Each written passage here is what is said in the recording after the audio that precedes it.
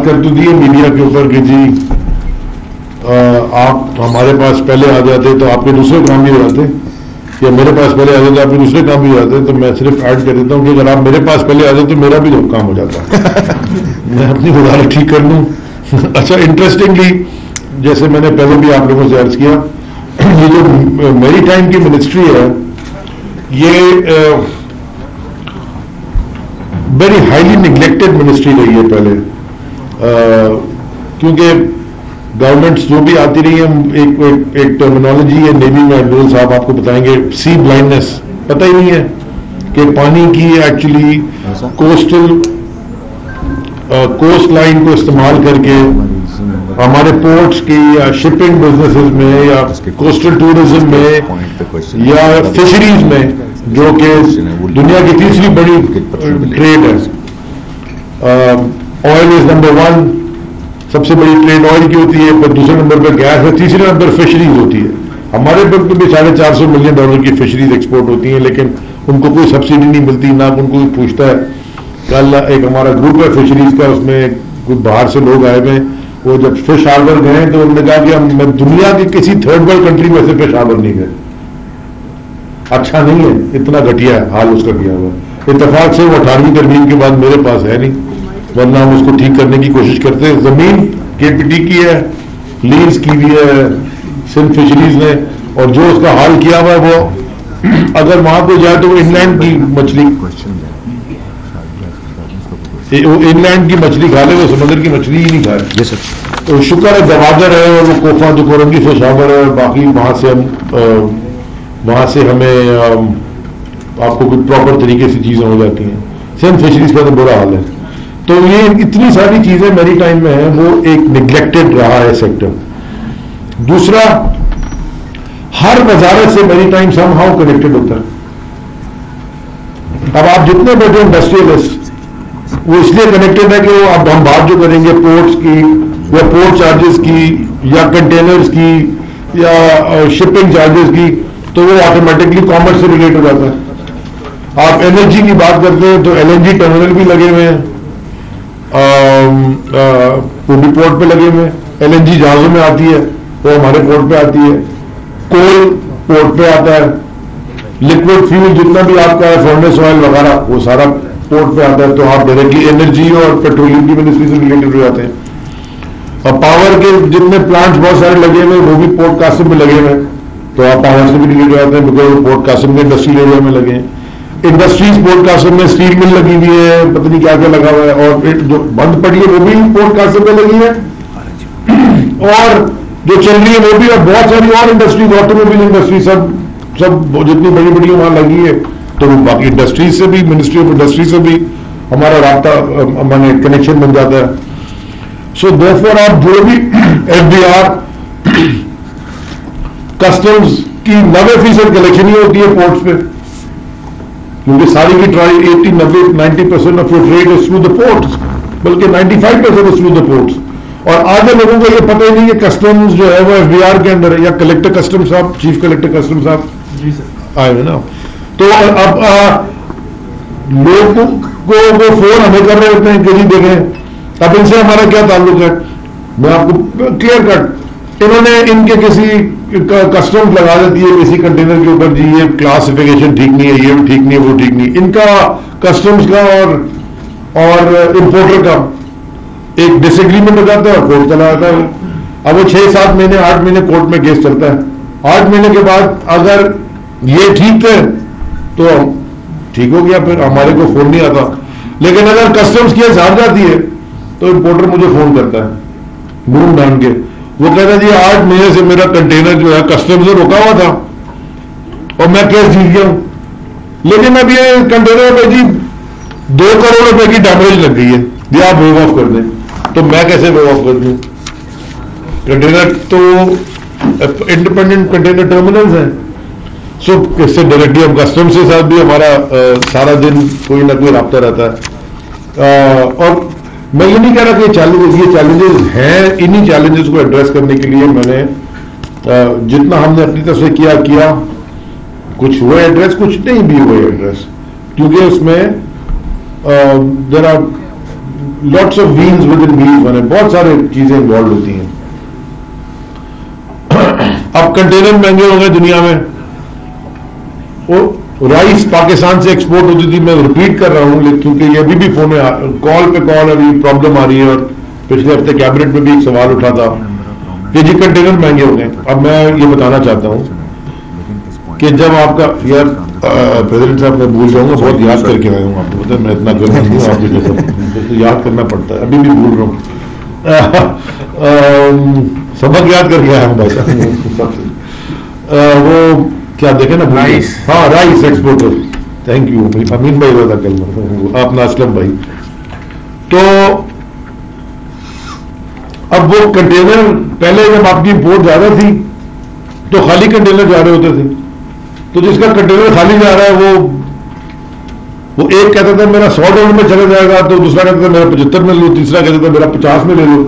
तो वो जो 25 दिन के 24-26 दिन का सेलिंग टाइम है कराची से चाइना, वहां कंटेनर $100 में $70 में भी चला जाता था क्योंकि खाली जा रहा था। तो वो जो भी मार्ट ले गया। दुबई फिर भी $400-500 लेता था बिकॉज कंटेनर की प्लेसमेंट दुबई में कम थी, वो 2 दिन का सेलिंग टाइम है। आज उल्टी हो गई है गेम, क्योंकि आपकी इंपोर्ट कम हो गई है, एक्सपोर्ट बढ़ गई है, अब वो कंटेनर कम हो गए और ज्यादा चाहिए, डिमांड बढ़ गई, तो डिमांड में सप्लाई में कंटेनर महंगे हो गए। और ये कोविड की वजह से ग्लोबली ये फिनोमेना चल रहा है क्योंकि ग्लोबल ट्रेड तो कम हुई है, सो वो हमसे आगे सारे पड़ जाते हैं राइस एक्सपोर्टर वाले। एक दफा राइस वालों ने मेरी फोटो लगा के थैंक यू वाली का इश्तेहार लगा दिया, तो मैंने कहा कि यार मुझे तो पता भी नहीं मैंने किया, मैंने कोई ऐसी चीज की थी जिससे कोई एक्सपोर्टमेंट को वो फायदा हो गया था एक्सपोर्टर का, तो वो तो हमने नॉर्मल प्रोसेस में किया था कि ये होना चाहिए ये। सो इस तरह हर एक जगह से ये मिनिस्ट्री कहीं ना कहीं से रिलेटेड है, हर समहाउ द अदर पूरे। अच्छा, और फिर 2 सूबों की जो कोस्ट लाइन है, सिंध की भी और बलूचिस्तान की भी, वो उनसे भी प्रोविंशियल गवर्नमेंट से भी हमारा क्या बोलूं, टाकरा नहीं बोलता, कॉन्वर्सेशन रहती है, आधे से तो टाकरा रहता है, बाकी से कॉन्वर्सेशन गपशप रहती है। तो ये मिनिस्ट्री किसी ने इसके ऊपर फोकस नहीं किया था। तो लास्ट टाइम हमने आपको कई चीजें बता दी थी कि हमने मिनिस्ट्री के अंदर क्या स्टेप्स लिए हैं जिससे हमारी एफिशिएंसी बढ़ सके और पॉलिसी डिसीजंस क्या थे। ये भी मैं आपसे वादा करके गया था और यहीं पे डिसाइड किया था कि क्योंकि हर चेंबर में जाना बड़ा मुश्किल होता है, तो हम एक कमेटी बना लेते हैं, ये सारे चेंबर ऑफ कॉमर्स को हम लिखते हैं खत, और एक कमेटी बना लेते हैं कि जो पोर्ट रिलेटेड इश्यूज के ऊपर चेंबर अपने पास से एक रिप्रेजेंटेटिव आइडेंटिफाई कर दे, ताकि वो एक कमेटी बन जाए, और वो ताकि फिर आप लोग आगे भी बता सकें कि जी ये हो सकता है, ये नहीं हो सकता, या ये हम करने जा रहे हैं। तो वहाँ लशारी साहब से, सोहेल लशारी साहब थे, उन्होंने कहा जी बड़े वजीर आते हैं, वादा करके जाते हैं कि नोटिफिकेशन आएगा, आप थे सर, आप गवाए, तो ये तो हम देखेंगे। तो मैंने उनसे कहा था जी पीर को आपको नोटिफिकेशन आ जाएगा, तो ये पीर को ही आपको आ गया जी, 8 मार्च को ही मैंने आपको भिजवा दिया था। बाकी सारे व्हाट्सएप पे सैटरडे को आ गया था, हाँ वो मैंने आपको भेज दिया था, लेकिन वो फिर ऑफिशियली आपको मंडे को आ गया। तो जितने भी चेंबर ऑफ कॉमर्स है फ्रॉम इस्लामाबाद, फैसलाबाद, सियालकोट,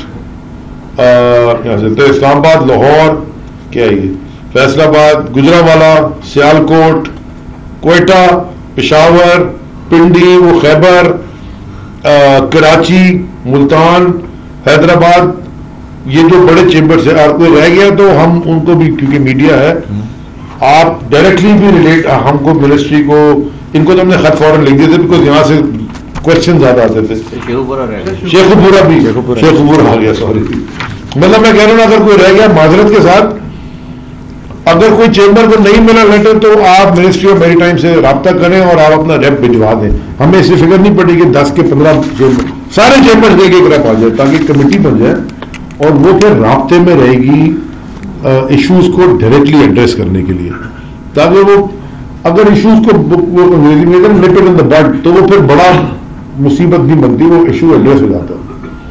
इसलिए मैंने फिर आपसे एक और वादा किया था कि मैं, और यही हमने डेट फाइनलाइज की थी कि आज की तारीख को 19 तारीख को मैं दरख्वास्त करूंगा हमारे पोर्ट कासिम के चेयरमैन को, पोर्ट KPT के चेयरमैन को और इन दोनों की के मैं इनके साथ यहाँ पे आ जाऊंगा और जो सवालात हैं ये जवाब देंगे।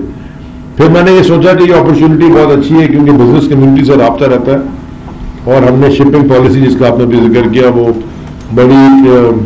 बड़े अच्छे इंसेंटिव्स दे दिए प्राइवेट सेक्टर को उसमें आने के लिए, प्लस वो एक NVOCC वो एक कंटेनर बिजनेस की भी हम डिस्कशन शुरू कर रहे हैं। तो फिर मैंने जहमत दी हमारे जो PNSC के चेयरमैन हैं कि वो भी तशरीफ लें। और आखिर में तारिक खुदा साहब कहीं हैं लाइन पे, आए नहीं आए, तो उनको भी दी थी। उन्होंने कल शायद कोई इंजेक्शन लगाया किसी बीमारी का, तो कह रहे थे कि मैं आज रेस्ट करना चाहता हूँ। तो मैं उन्होंने आपको फैज भाई को भेजा जो चीफ कलेक्टर है इधर, तो जो इश्यूज हैं वो आप एड्रेस करके और कम अज कम नोट जरूर कर सकते हैं। अगर आज एड्रेस ना कर सके तो वो फिर वी कैन एक्चुअली।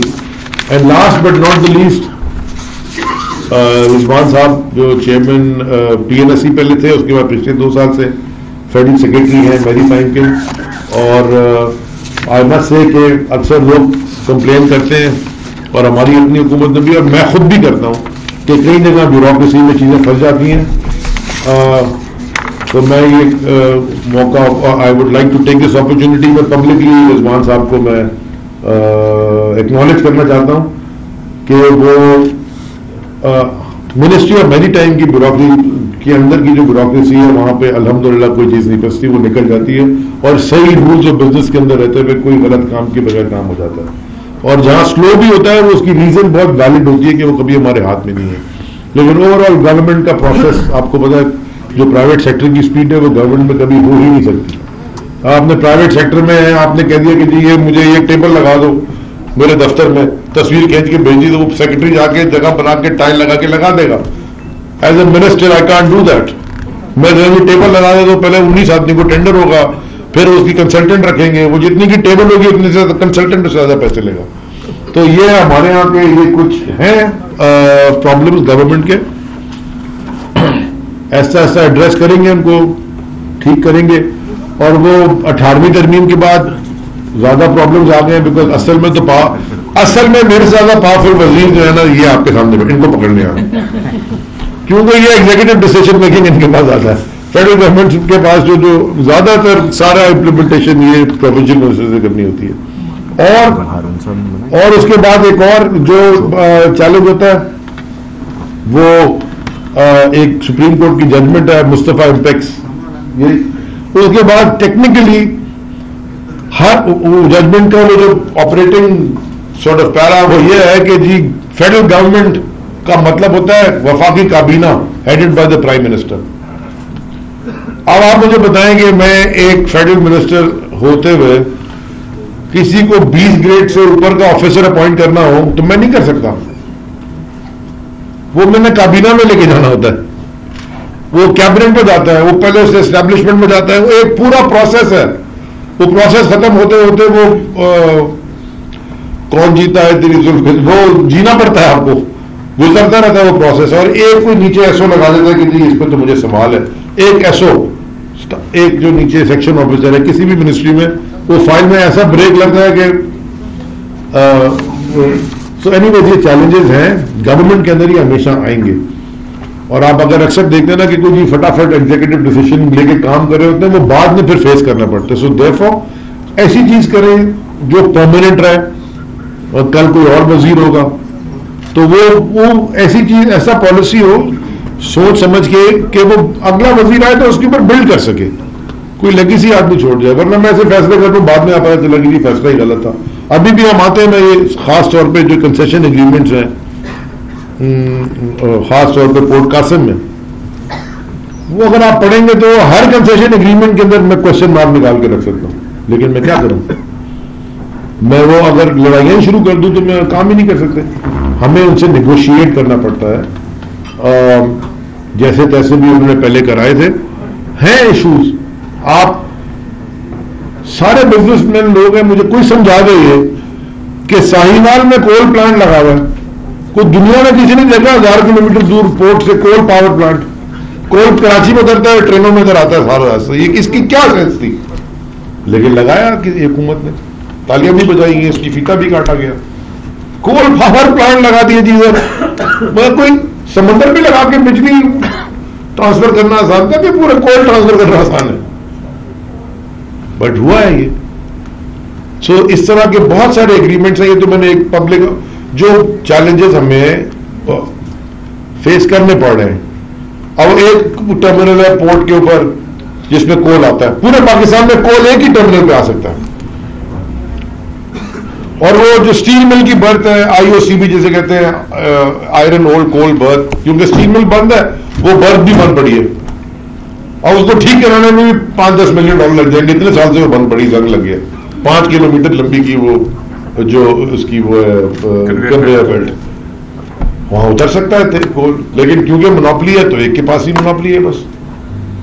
सो ये चैलेंजेस बड़ा आसान होता है। और मैं लार्जर एक बात कर दूं कि अक्सर लोग जो है, मैं टीवी पे, क्योंकि मैंने जाना ही छोड़ दिया टीवी पे, क्योंकि वो अगर इस तरह की कोई डिबेट हो या कोई कंस्ट्रक्टिव क्रिटिसिज्म हो, कोई पॉलिसी के ऊपर आपकी डिस्कशंस हो, वो अगर टीवी के ऊपर बैठ के वो इतनी बड़ी बड़ी डिग्रियां लेके और इतने बड़े बड़े ओहदों पर रह के अगर वो सफेद ही झूठ बोलने लग जाए तो उसके साथ डिबेट फिर मेरे से नहीं होता, उनसे डिबेट। और मतलब वो कहते कि जी कोई भी कि ये जियो है ही नहीं थी, तो यानी जियो का माइक, बोले नहीं जियो का माइक नहीं है। अब आप इससे डिबेट करते ना कि ये जियो है, वो कह रहे नहीं है, दुनिया तमाशा देख रही है, व्हाई वेस्ट टाइम। तो मैं देखता हूं आगे बड़े आइंस्टाइन बैठ के अक्सर आते हैं, तो उनके साथ टीवी पर आना। लेकिन जो आपको अक्सर हम कहते हैं और प्राइम मिनिस्टर साहब कई दफा कहते हैं और लोग कहते हैं कि जी फ्रस्ट्रेशन हो जाती है कि नहीं हो, देखें ये हर कॉन्ट्रैक्ट को हम रेकोर्डिक नहीं बना सकते। ये सारे कॉन्ट्रैक्ट्स इंटरनेशनली आपने आर्बिट्रेशन क्लॉजेज तक किधर साइन किए हुए, हम सारा दिन आप इंटरनेशनल कोर्ट में लड़ते रहेंगे। कुछ हैं जो करने पड़ेंगे, जो करने चाहिए भी और कर भी रहे हैं, लेकिन कि भी कुछ इतना आसान नहीं है। अपना प्राइवेट सेक्टर हो ना, 2 मिनट में आप कंपनी खरीद ले चले, पब्लिकली ट्रेडेड कंपनी भी खरीद लेते हैं ना आप, अगर आप मेजॉरिटी शेयर होल्डर होते तो फिर भी आपके पास एक CEO को इख्तियार होते, लेकिन you can't just walk away from commitments. Government ने जो स्टेट ने कमिटमेंट्स अपनी पहले की हुई है, गलत भी की हुई हो, हैं चैलेंजेस। सो बट स्लोली चीजें जो है वो डायरेक्शन में सही आ जाएंगी, आ भी रही हैं और आ भी जाएंगी। और इंशाल्लाह जो भी चैलेंजेस है गवर्नमेंट को, या मेरी मिनिस्ट्री में हो या दूसरे मेरे कॉलीग के साथ हो, वो एड्रेस होंगी। और कई शॉर्टकमिंग्स हैं तो जरूर हैं। अगर हम बोलेंगे सबको ठीक है तो ये बिल्कुल बात ठीक नहीं है। शॉर्टकमिंग्स जब तक आप आइडेंटिफाई नहीं करेंगे तो एड्रेस भी नहीं कर सकते। तो we have to identify, we have to address, but we have to keep moving. मुल्क को आगे कॉन्स्टेंटली पहिया मईशत का भी और मुल्क का भी आगे चलता रहे और बढ़ता रहे। और वंस अगेन मैं बहुत शुक्रगुजार हूँ। सिर्फ दरखास्त है कि उसके बाद फिर आप डिस्कशन शुरू कर देंगे तो फिर ये लोग होंगे मीडिया के बात करेंगे। Thank you sir. I request Mian Mohammad Aslam Iqbal sahab, minister industries Punjab के कुछ अल्फाज आप। Thank you very much ji. सबसे पहले तो अली भाई आपका बहुत शुक्रिया कि आप लाहौर चेंबर ऑफ कॉमर्स में तशरीफ लाए और बाकी जो चेंबर ऑफ कॉमर्स के प्रेसिडेंट हैं वो भी यहाँ पर मौजूद है।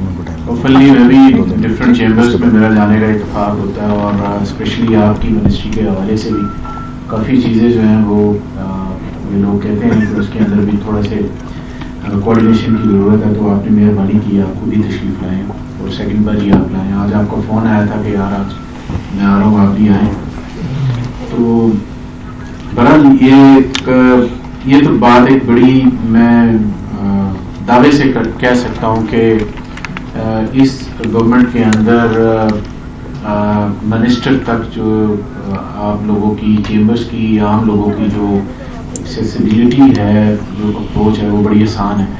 असद उमर साहब भी यहाँ पर आए, हमाद साहब भी यहाँ पर आए, मैं भी बड़ी दफ़ा आया हूँ, डिफरेंट चेंबर्स में गए हैं, हम सियालकोट में गए हैं, गुजरावाला भी गए हैं, पिंडी में वगैरह वगैरह तमाम चेंबर्स में जाने का इत्तेफाक होता है।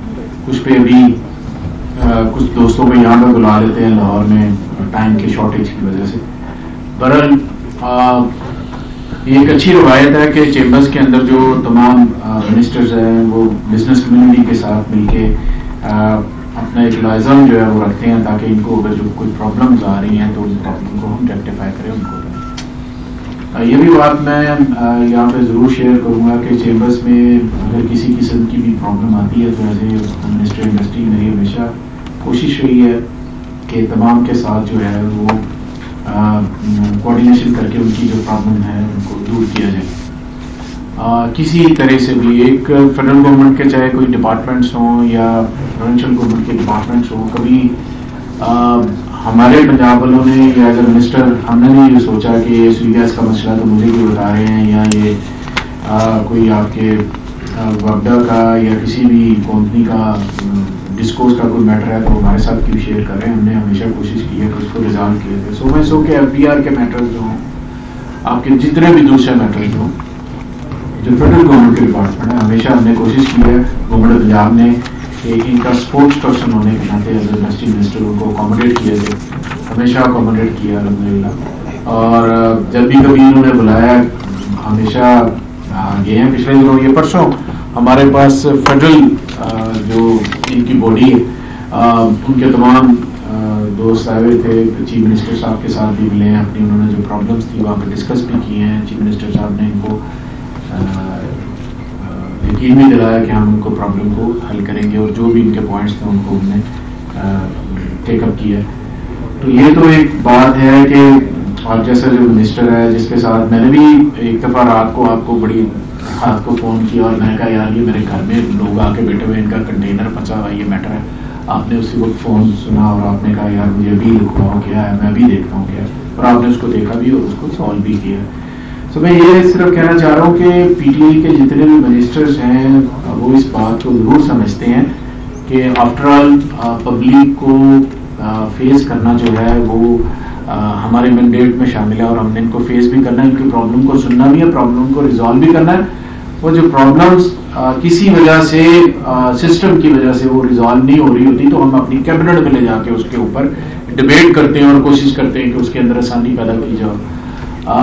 हमने यहाँ पे काफ़ी रिफॉर्म्स किए हैं क्योंकि आज आपके हवाले से है, वो बाकी बातें जब नेक्स्ट टाइम इंशाल्लाह आपको रिक्वेस्ट करेंगे आप तशरीफ लाएंगे, फिर आना बिल्कुल आना है। 2 दफा हो गया तीसरे वाले जल्द हैट्रिक पे रहना। अच्छा ठीक है। तो ताकि आप तशरीफ लाएं, इनके मैटर्स जो है वो एक तो सर ये है कि बिजनेस कम्युनिटी ऑब्वियसली इनकी तरफ से हमें सपोर्ट भी बड़ी मिलती है कि अगर कहीं पर हमें किसी चीज़ को इम्प्लीमेंट करने की ज़रूरत आती है तो ये हमारे साथ भी हर उस बात के साथ जिस पे ये समझते हैं कि ये पाकिस्तान के मफाद में, सूबे के मफाद में, शहर के मफाद में, ये हमारे साथ खड़े होते हैं, हमारे साथ ताउन भी करते हैं। इस उम्मीद के साथ कि इंशाल्लाह इनके जो मसाइल हैं हम एज ए टीम सारे मिलकर हल करेंगे। एक दफ़ा फिर आपका बहुत शुक्रिया जी। अब क्योंकि क्वेश्चन और सेशन है तो मेरी रिक्वेस्ट होगी प्रेसिडेंट साहब एक सेकंड सर, मेरे 2 प्रेसिडेंट टाइम मैंने उनको थोड़ा सा टाइम देना पहले, उसके बाद I request Umar Ashraf sahab, president Gujranwala chamber. Thank you very much president Tariq Isfa sahab. मैं सर आपको शुक्रिया अदा करता हूँ, गुजरांवाला भी आए थे, मैं असलम इकबाल साहब का भी शुक्रिया अदा करता हूँ, वो भी गुजरांवाला आए थे। और मैं बिल्कुल सर आपकी इस बात को बड़ा ज़बरदस्त तरीके से एंडोर्स करूंगा कि आपकी गवर्नमेंट जितनी एक्सेसिबल है, मतलब इससे पहले हमने कभी इसकी कोई मिसाल नहीं देखी। वो बीट भी हमारा नजर बीट भी उधर दाऊद साहब आप हो गए, असलम इकबाल साहब हो गए, जब भी कभी हमें कोई भी इशू होता है you guys are very much accessible, हम बिल्कुल इस पे आपको बड़ा भरपूर अप्रिशिएट करेंगे।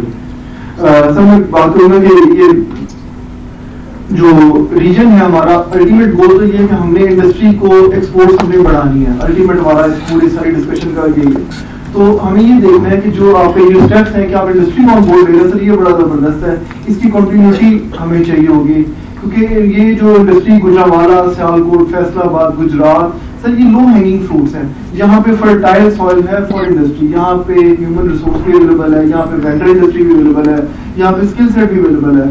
तो यही रिक्वेस्ट है कि जब भी कोई पॉलिसी मेकिंग हो तो लाजमी जैसे अभी आप लोग कर रहे हैं इसको बस कंटिन्यू रखें कि इन चेंबर्स को, बिजनेसमैन को ऑन बोर्ड करें। सर हम शिपिंग पॉलिसी के हवाले से भी आपको अप्रिशिएट करते हैं और हम बड़ा सीरियसली उसको गुजरांवाला चैम्बर कंसिडर कर रहे हैं क्योंकि गुजरांवाला हम लोग per day more than 500-700 containers per day in out कर रहे हैं, तो एक अच्छा वॉल्यूम हमारा है जिसको हम लोग देख रहे हैं। उसके बाद बड़ी हमारी इस पे सीरियस डिबेट चल रही है गुजरांवाला चैम्बर में कि इसको नेक्स्ट स्टेप हम कर रहे हैं, एक मोटरवे का प्रोजेक्ट इंशाल्लाह टेकअप कर रहे हैं उसको सेल्फ फाइनेंस बेस पे, तो इसके आगे भी तो बाकी जो छोटे छोटे इश्यूज हैं जो बोर्ड के रिलेटेड है कि कोविड में जो चार्जेस बढ़े थे डिटेंशन के, डैमेजेस के, उसका रिलीफ नहीं मिला। वो बहुत ज्यादा मतलब था, पूरी दुनिया ने मतलब शिपिंग लाइन से आर्ग्यू किया और उनसे डिस्काउंट लेके अपने ट्रेडर्स को, इंडस्ट्री को रिलीफ लेके दिया। तो उसमें हमारा ये भी है इंडस्ट्री करके हमें थोड़ा सा कॉर्पोरेट के गवर्नमेंट डैमेजेस पड़े वो। उसके बाद रीजन वाइज अगर हम अपने फ्रेट चार्जेस को कंपेयर करें फॉर एग्जांपल बांग्लादेश के साथ, इंडिया के साथ, तो वही शिपिंग लाइन जो कराची आ रही है वो इंडिया जा रही है या बांग्लादेश जा रही है, तो there is a huge difference. तो सर इसकी एक्सप्लेनेशन मतलब समझ नहीं आती है कि इतना ज्यादा कोई डिस्टेंस का फर्क नहीं होता लेकिन फ्रेट में बड़ा ज्यादा फर्क हो जाता है। तो मे बी कोई रेगुलेटरी बॉडी अगर कोई हो उसको जो शिपिंग लाइंस को कर सके कंट्रोल या जैसे भी कोई रैशनलाइजेशन होनी चाहिए। उसके बाद सर डिटेंशन चार्जेस वगैरह मतलब वही जो शिपिंग लाइन की वजह से वेसल मिस हो जाता है, एक डेट का वेसल मैंने बुक करवाया और वेसल मेरा निकल गया तो वो शिपिंग लाइन की वजह से निकला है, तो फिर भी जितने दिन मुझे पोर्ट पे कंटेनर पड़ा रहता है उसके भी चार्जेस कंपनी को बढ़ जाते हैं, एक्सपोर्टर को होते हैं, तो सर उसके ऊपर भी ग्रीवेंसेस हैं। उसके बाद सर फ्री डिटेंशन डेज के बाद जो चार्जेस है वो $150 से लेके पर डे के हिसाब से होते हैं। तो कंटेनर की जो कीमत है ना वो सर $1.5 लाख $2 लाख का $1.5 लाख रुपए का कंटेनर मिल जाता है। तो ये इतने ज्यादा चार्जेस बढ़ जाते हैं कि वो कंटेनर की कीमत से ज्यादा हो जाते हैं। उसके बाद जो पोर्ट के इश्यूज हैं वो उसमें ये कि बीएल के इन्वेस्टमेंट चार्जेस हैं उसको स्टैंडर्डाइज होने की जरूरत है, डिलीवरी ऑर्डर वो सेम डे इशू होना चाहिए। उसके बाद सर इनलैंड गारंटी चार्जेस जो है वो भी पहले 1 लाख रुपए से करीब से अभी 2.5 लाख रुपए के करीब हो चुके हैं। तो ये रिक्वेस्ट है कि इसको रैशनल किया जाए, ये बहुत ज्यादा हो रहे हैं। उसके बाद एक चीज दरखास्त कर दो, ये सारी चीजों के लिए हम यहाँ पे आए ना तो छोटा छोटा कर लें ताकि इनको मीडिया से बात कर लूं, फिर हम बैठ के ये 1 by 1 we'll address all of these जो हो सकते नहीं सारे आप तो फिर खत्म, फिर मैं जा रहा हूँ, फिर ये संभाल लें। बस 2 मिनट्स। आदिल साहब हमारे शेखपुरा चैम्बर के प्रेसिडेंट हैं। थैंक यू साहब, थैंक यू मिनिस्टर साहब, थैंक यू मियां असलम साहब आए हुए यहाँ पर। मेरा ज्यादातर पॉइंट जो है उमर अशरफ साहब ने जो है ये ऑलरेडी बाद में डिटेल में कर लेंगे। सर मेरे एक दो छोटे छोटे पॉइंट है क्योंकि आपका लिंक बाकी मिनिस्ट्रीज के साथ भी है। मैं सर ये बताना चाहूँ कि कराची में एक अपना नोटिफिकेशन आया लैंड के हवाले से, कराची को 2 हिस्सों में तकसीम कर दिया। नंबर 1 क्लिफ्टन और साइट, नंबर B कुरंगी नगर। वहाँ पर जो जमीन का रेट है 45 करोड़ रुपए है जी अपना कुरंगी का और 55 करोड़ रुपए क्लिफ्टन साइट का। उस पर जो सिर्फ टैक्स लग रहा है 1 एकड़ के ऊपर वो है 17 लाख रुपए है क्लिफ्टन पे और 14,87,000 है कुरंगी पे। और कासिम की जमीन है 3 करोड़ एकड़ आपके रिकॉर्ड में भी है और 14 अब 5 की हो गई है 4 से 6 वो ईस्ट वेस्ट में नॉर्मल रेट है 4 करोड़ अब है इंडस्ट्री के लिए और 6 करोड़ वेयर हाउस के लिए हमने कर दी है। तो इसकी वजह बता दूं आपको, पहले सिर्फ जब हम आए थे 1.5 करोड़ थी लेकिन मार्केट रेट 4.5 करोड़ था, तो वो मिनिस्टर के भी जो 1.5 करोड़ रखने होते थे ना वो हमने बंद कर दिए। हमने कहा मार्केट रेट में ही खरीदो। हमसे कहा गया कि जी आप एडमिरल साहब को इतना प्रेशर पड़ा कि जी नहीं हो सकता, आप पता नहीं क्या कर रहे हैं, दुनिया वहां से वो चांद के 3 टुकड़े हो जाएंगे। मैंने बोला जो भी होगा करना करें, आप बस मार्केट रेट और ऑफिशियल रेट देख करें, ये बीच में खांचे बंद हो गए, बंद करें। और अभी हमें कहा गया कोई आएगा नहीं, ये बैठे हैं आपको बताएंगे ओवर सब्सक्राइब बैठे हम, हमें समझ में नहीं आ रहा। अब हम कह रहे हैं हम जाएंगे बैलेट कुरानदाजी पे क्योंकि ज्यादा लोग आ गए लेने को। हम ट्रांसपेरेंट कर दिया चीजें, वरना अगर आपको पोर्ट कासिम का नाम सुने ना तो आपको याद आता है वहां तो फ्लॉट में पैसे कमाए लोगों ने। केपीटी में ये नहीं आता था क्योंकि वहां कब्जा करके कमा लेते थे, वहां को खरीदने की जरूरत नहीं थी।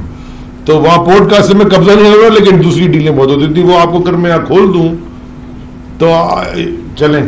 तो मैं वो बात नहीं करता, मैं तो सिर्फ टैक्स के बारे में बात कर रहा हूँ। जो वहाँ पर टैक्स है पर एकड़ वो है 14 लाख रुपए पोर्ट कासिम ले लें, पोर्ट कासिम से आगे 40 से 50 लाख रुपए दी धाबे वो भी कराची के अंदर आता है, उस पर भी 14 लाख रुपए का टैक्स है।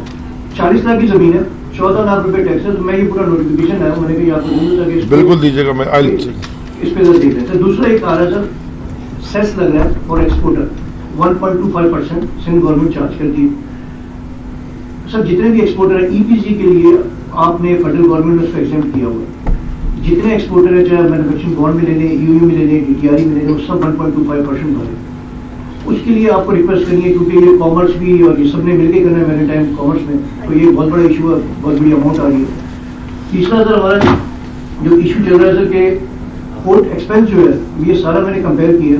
मलेशिया में सर हमारा एक कंटेनर की चार्ज है 25,000 रुपये, कराची में हमारे चार्ज है 42,000 रुपीज पर कंटेनर। तो ये जो एक्सपोर्ट की मैंने ये फिगर निकाली है सर, ये छोटे से किसी ने अभी बात करते हैं आगे। Thank you thank you.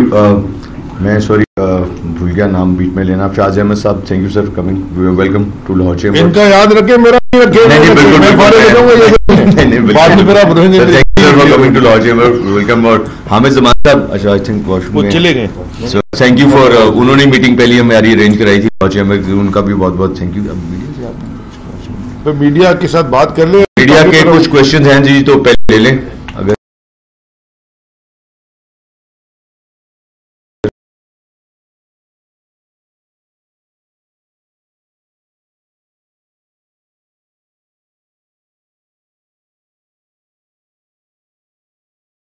अच्छा, बड़ी लॉफ्टी आइडियल थे, बड़े अच्छे गोल थे, कोस्टल टूरिज्म का कहा गया, लेकिन जो आपकी कश्मीर चल रही सिंध गवर्नमेंट के साथ बंडर आइलैंड ले लें या इवन आज जिला अस्पताल का छोटा सा मसला रिलेटेड बनता, उसका आज टेक ओवर किया गया फेडरल गवर्नमेंट की तरफ, उसमें भी बड़ा रद्द-ए-अमल इस वक्त आ रहा है। क्या समझते हैं कि अगर आप अच्छे ताल्लुकात बना लें इनके साथ, सिंध के साथ, ये जैसे आपका कोस्टल टूरिज्म वाला इशू है, इवन उसको फॉलो करते उससे बलोचिस्तान भी कहता है कि हमारी जजीरों पे कब्जा हो रहा है, तो जो कोस्टल एरिया के जितने दोनों सूबे हैं उनके साथ अगर आपका बराबर हो जाए तो उम्मीद है कि आपका बिलू जो इकोनॉमी का जो आपका ख्वाब है वो पूरा हो सकता है। अगर कन्फ्रंटेशन नहीं तो कुछ नहीं होगा। आपका इसमें क्या नाम है? लुकमान भाई,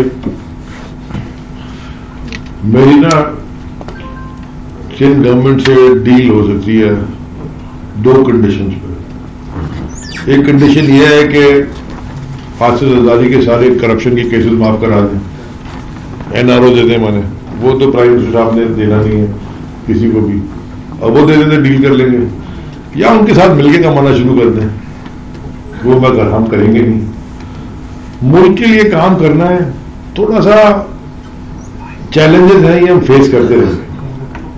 अगर वो सिंध गवर्नमेंट वो हैदराबाद में यूनिवर्सिटी की जमीन को भी ट्रांसफर करने देती, यूनिवर्सिटी नहीं बनाने देगी कि जी इस पर्पज के लिए ये लखनऊ में बना रही है, एक्सपोज होने दें उनको। अब ये दे रहा है दुरुस्त है, ये जो शॉर्टकट होता है ना, ये शॉर्ट लिव्ड होता है। अगर हम शॉर्टकट लेके कुछ काम कर रहे हैं, पहले तो उसका आइडिया भी नहीं था ना, अब कम से कम आइडियाज आ गए। आपने बात की ब्लू इकोनॉमी की, और पहले किसने बात की थी मुझे बताएं, और अब मैंने खुद भी नहीं, किसने सुना था ब्लू इकोनॉमी क्या है और कितनी बड़ी दुनिया में ट्रेड है, या कितने एसेट्स 23 ट्रिलियन के एसेट्स हैं ग्लोबली, जो कि डायरेक्टली और इनडायरेक्टली ब्लू इकोनॉमी के साथ रिलेट करते हैं। किसने सोचा था कि सी फेरर्स, फिलीपींस के सी फेरर $6 बिलियन फिलीपींस में फॉरेन रेमिटेंस भेजते हैं साल की, जो सेलर्स हैं 6 बिलियन की फॉरेन रेमिटेंस है। वो फिलीपींस का बहुत हमसे आगे चला गया, तो व्हाट हैव दे डन, उन्होंने क्या किया जो हम नहीं कर रहे। हमारे पास भी सेलर्स होते थे, कभी किसी ने सोचा था, कभी किसी ने इसके ऊपर डिबेट किया कि जी 6 अरब या 5.5 अरब रुपए आप फ्रेट बिल भर रहे हो अपना, जो आपके पोर्ट्स हैं, कभी किसी ने इसके ऊपर बात की थी? हमसे पहले नहीं की थी, चल रहा था बस, everybody was living their life. ये चीजें हम, ये सब ब्लू इकोनॉमी का हिस्सा है। बिल्कुल कोस्टल टूरिज्म भी है और डेवलपमेंट भी है, और उसके बहुत सारे प्लान बने हुए भी हैं और कुछ इंप्लीमेंट भी होने जा रहे हैं। लेकिन अगर आप ये कहें कि मैं चोर से दोस्ती करके उसके साथ चोरी में शामिल हो जाऊं, ये मैं नहीं कर सकता। सर ये बता दीजिएगा कि फैसल इब्राहिम जी फसल भाई, गुज़िश्ता दिनों के अंदर जो डेवलपमेंट्स हुई, जिस तरह जरदारी साहब ने PDM के साथ मामलात बनाए, सिचुएशन ऐसी तो नहीं होने जा रही कि पीपल्स पार्टी जो है वो अपोजिशन के अंदर बैठ के आपको कानून साजी में सपोर्ट करेगी? पहला पॉइंट ये है। दूसरा पॉइंट ये है कि पिछले 2.5 साल या 3 साल होने को है PTI गवर्नमेंट को इलेक्शन कमीशन से तहफ़्फ़ुज़ात नहीं हुए, अचानक ये पिछले कुछ अरसे में जब कंटिन्यूस जो है वो मतलब जैसे अपोजिशन के खिलाफ फैसला आता है वो उस इदारे के खिलाफ बोलना शुरू कर देती है। हुकूमत ने भी यही रविश अपना ली। देखें, पीपल्स पार्टी का जवाब मेरे ख्याल में कोई पीपल्स पार्टी के मेंबर से ले लीजिएगा कि वो क्या करेंगे। मैं तो उनका जवाब नहीं दे सकता कि वो उन्होंने क्या करना है और कैसे अपनी पॉलिटिक्स करनी है, वो जाने, उनका काम जाने। जहां तक आपने बात की दूसरी के, क्या आपका सवाल था कि वो इलेक्शन कमीशन, देखिए मैं देखिए मेरी बात सुनिए, ये कौन सा शख्स था इस मुल्क में जो 20 साल से ट्रांसपेरेंसी की बात कर रहा है? वो कौन सी जमात थी जो हुकूमत में आके खुद बिल लेके गई है कि जी जो साइन तो उन्होंने भी किया है ना, डॉक्टर को क्या है वो चार्टर ऑफ डेमोक्रेसी, उसमें क्या लिखा है? वो इनका रसूल जो घूम रहा है वो खुद खड़े हुए उसने कहते जी हम ट्रांसपेरेंट करना चाहते हैं, हम बिल लेके गए थे, कर देते। जब सुप्रीम कोर्ट आपको कह रहा है कि अभी चले और कोई टेक्नोलॉजी का इस्तेमाल, मुझे बता दें ये दुनिया में सबसे पुरानी जो टेक्नोलॉजी है फिंगरप्रिंट,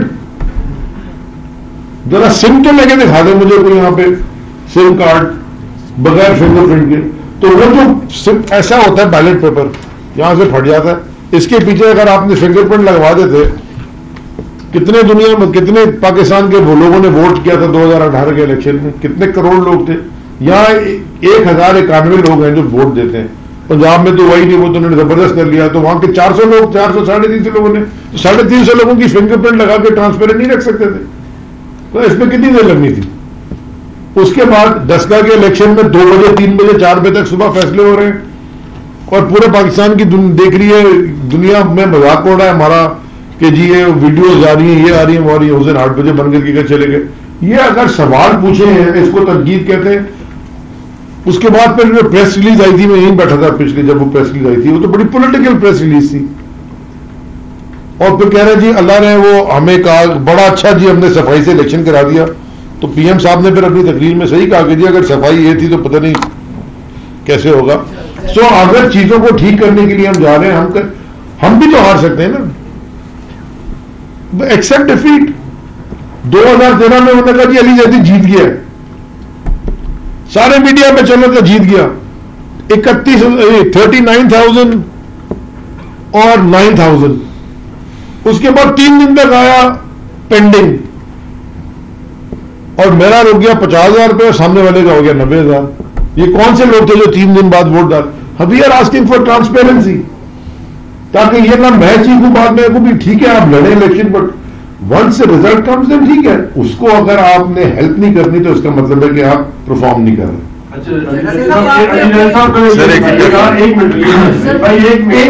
यार एक करके करूंगा सियासी सवाल है। हाँ प्लीज होगा नहीं, मुझे आप बता अभी आपके सवाल चलो 2-4 मिनट में कर लेना। अली राय साहब आपने अभी बीच में फरमाया कि इमरान खान साहब का कहना है वो एनओ नहीं देंगे। मुझे ये बताएं कि सारे लोग जो अदालतों से छूट के वो इमरान खान साहब चीफ जस्टिस तो नहीं है, तो जमानत देंगे नहीं देंगे, फाइल लगा देंगे। जो अब तक सारे चोर जिनको आप कहते थे वो तो जमानतों पे बाहर आ गए हैं, और आसफ जरदारी की जिसकी बात करें ऐसी जमानत हुई है कि तारीख में कभी ऐसी जमानत नहीं हुई होगी। तो वो चोर जो आपने पकड़े थे, फिर आज आप ये भी आ गया बयान के एक कमेटी बना दी गई है जिसमें आपके लोग शामिल हैं जो इन चोरों से नेगोशिएशन करेंगे क्या आपके वो नैब के कवानीन में तरमीम कर दें। तो जब ये 2.5 साल गुजर गए हैं और पूरा जो 2.5 साल है चोरों को नहीं छोड़ेंगे, इनको ये कर देंगे, उनको अब उनके साथ मिलने जा रहे हैं, तो फिर आवाम क्या सोचेगी ऐसा क्यों हो रहा है। फिर अगर आपने कल आज चोरों के साथ मिलना था तो कल क्यों नहीं मिले। मुल्क को इतने हालात में तब्दील में ले आए, सियासी मसाइल पैदा हुए, कारोबारी लोग परेशान हुए, महंगाई इतनी आसमान पे चली, गरीब लोग मर रहे हैं, खुदकुशियां कर रहे हैं, लोग अपने बच्चे नहरों में फेंक रहे हैं। तो फिर ये कहाँ की दानिशमंदी होगी कि मुशर्रफ ने भी इतने साल लगाए, खजाना जो है वो चोरों को पैसे निकाल। सवाल पूछ ले तकरीर, आप सवाल ऐसा ही हो गया। तो ये सवाल तो पूछ ले सर, आपने पिछले है ना कि चोरों के साथ मिलने तो आप जा रहे हैं। चलिए आपका ये सवाल है, आपका ही सवाल है, आपका ही सवाल है कि हम चोरों से मिलने जा रहे हैं, यही सवाल है ना भाई। देखें 2 किस्म के लोग हैं पॉलिटिक्स में, 2 किस्म के फैसले करने पड़ते हैं। एक होते हैं आपके पॉलिटिकल ओपोनेंट्स, उनके साथ मिलने में कोई हर्ज नहीं है, और एक होते हैं थीव्स। अभी वो अगर पॉलिटिकल ओपोनेंट को लीड अगर थीव्स कर रहे हैं, और आपने कहा इमरान खान साहब ने कहा कि एनआरओ नहीं देंगे, इमरान खान साहब ने तो एनआरओ नहीं दिया। एनआरओ वो था जो मुशर्रफ ने दिया था, वो था एनआरओ। यहां तो कोई इमरान खान, अब आप मुझे ये भी कहेंगे इमरान खान अदालतें नहीं चला रहे, वो तो इंडिपेंडेंट है। और ये भी कमाल की बात है कि आपको ये नजर नहीं आ रहा कि इस मुल्क में ये पहली दफा ऐसी हुकूमत आई और ऐसा प्राइम मिनिस्टर आया जो इदारों को इतना इंडिपेंडेंट चलने दे रहा है कि अपने लोग भी पकड़े जाते हैं तो कुछ नहीं कहता, और दूसरे को भी मिल जाती है जमानत। हमारा तो हलीम आदिल शेख ऑपोजिशन लीडर सिंध का, उसको तो केस बना के सदर के अंदर रखा हुआ है, लेकिन यहाँ जो ऑपोजिशन लीडर है पंजाब असेंबली का, उसकी जो जमानत होगी। जहां तक आपने महंगाई की बात की, मैं उसका पहले जवाब दे चुका हूं। बहुत सारे इश्यूज हैं जो हमने इनहेरिट किए हैं। 36,000 टन, पता नहीं कितने हजार टन गंदम मिलती है पूरे पाकिस्तान में, गंदम कर रहा है, पता चला थी वो सड़ा रहा है सिंध की सरकार। वो आपको नजर नहीं आ रहा कि वो सवाल आपने पूछे कि जी वो गंदम जो सड़ रही थी, जो सड़ गई, जो एक मेंबर नेशनल प्रोविंशियल असेंबली जो कि फूड का मिनिस्टर है सिंध असेंबली में से पूछा गया कि ये इतनी गंदम 8,000 10,000 टन पता नहीं कितनी गंदम कहां गई, उसने असेंबली के फ्लोर पर बयान दिया चूहे खा गए। वो भी नहीं समझ आ रहा। चैलेंजेस हैं, इन चैलेंजेस को हमने एड्रेस करना है और हम कर भी रहे हैं। जो हमारा सिर्फ चैलेंज जो दो रहेंगे ना, वो एक अब जिसको डायरेक्टली ले रहे हैं और पीएम साहब बहुत सारी मीटिंग, वो ऑफ कोर्स इन्फ्लेशन का है और दूसरा एनर्जी का। वो ऐसा ऐसा दोनों चीजों को वो भी एड्रेस हो जाएंगी, बाकी और चीजें बहुत सारी होंगी। फिर आखिरी दो सवाल फिर अभी असल मकसद हमारा हम इधर उधर हो जाएगा। सर इन्हीं की बात हो रहा है कि चोर डाकू अदालतों से छूट जाते हैं, तो वो इंसाफ का जो नारा आपने लगाया था हम ये करेंगे, उसपे जुडिशल रिफॉर्म हुकूमत कब ला रही है अदलिया में, जो सिलेक्शन है मनपसंद 2 आपके चैम्बर के, 2 मेरे, 2 हुकूमत के, तो मेरिट पे इम्तिहान दे के आए, जैसे सिविल जज आते हैं, हाईकोर्ट के जज भी इस तरह की जुडिशल रिफॉर्म ला रहे हैं ताकि।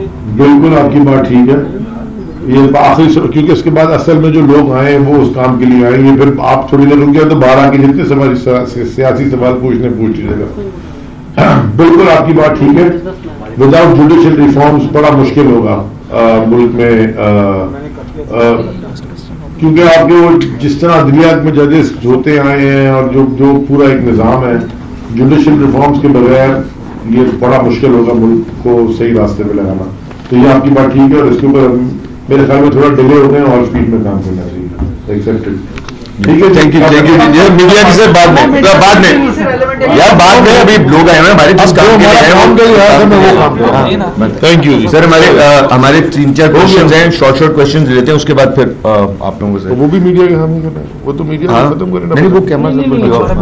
तो जिशान खलील साहब हमारे former vice president, Zeeshan please be brief और रिपीट ना हो जो भी सारे क्वेश्चन करेंगे प्लीज, ताकि फिर सामने बोलना। सर साहब लास्ट टाइम भी बड़ी अच्छी आपसे डिस्कशन रही, आप आज तैयार हो गए हैं मुझे लगता है। सर नहीं, उससे ज्यादा तैयारी थी, काफी चीजें आपसे डिस्कस हो गई थी, वो बातें भी समझ आई। आज मैं लिखा तो काफी कुछ है, मगर अपना बहुत शॉर्ट कर देता ताकि बाकियों को भी टाइम मिल जाए।